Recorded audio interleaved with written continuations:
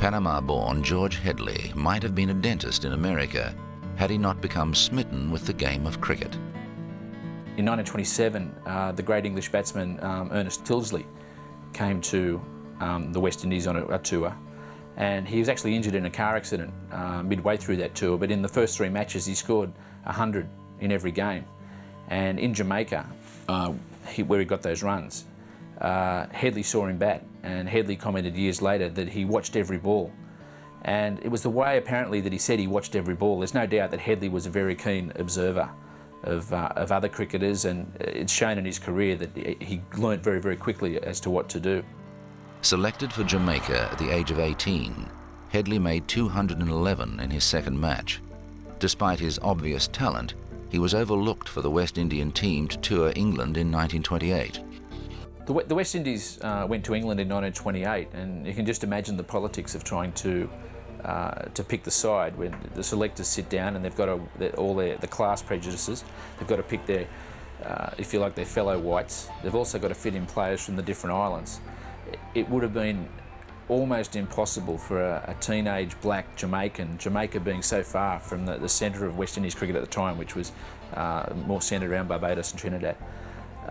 It would have been almost impossible for a black Jamaican to make the side, and hence, despite Headley's undoubted talent, he did miss out and didn't go on that tour in '28, and that's why he then didn't make his Test debut until when Calthorpe's team came out in 1930. But then when he did make his Test debut, the impact he had was immediate and phenomenal.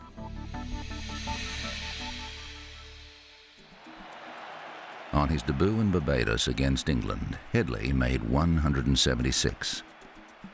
He came into the Test match in Barbados, got, I think it was 60 or 70 in the first innings, and then 100 in his very first Test match. And then he went on to Guyana, got hundreds there, and from that moment, you know that Headley was going to be a great player.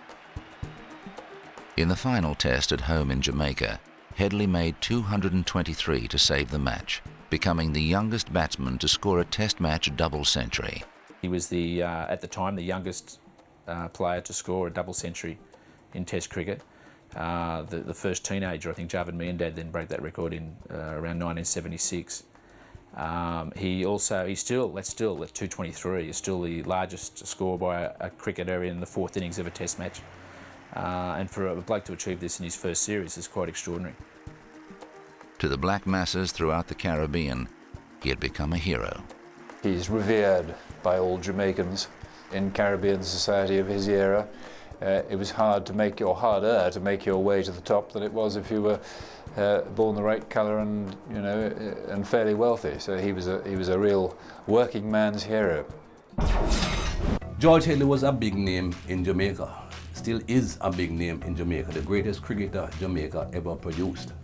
And at that stage of Jamaica's development, when young black people in Jamaica were looking to make a mark in Jamaica and to say, here I am worth something, I can contribute to this society, George Headley stood out like a beacon. I don't think we can underrate Headley's impact and importance to the history of Jamaican cricket. I think that for the modern cricket fan to see the influence of cricketers such as Sir Vivian Richards and Andy Roberts on the growth of cricket in Antigua, Headley is a similar figure to Jamaican cricket. He was, for the people of the island, the cricketers, black, white, whatever, I mean, Headley was the game's first superstar there, but especially for the black lower classes to have a hero such as George Headley. And he was that hero from the moment he scored a double century against England.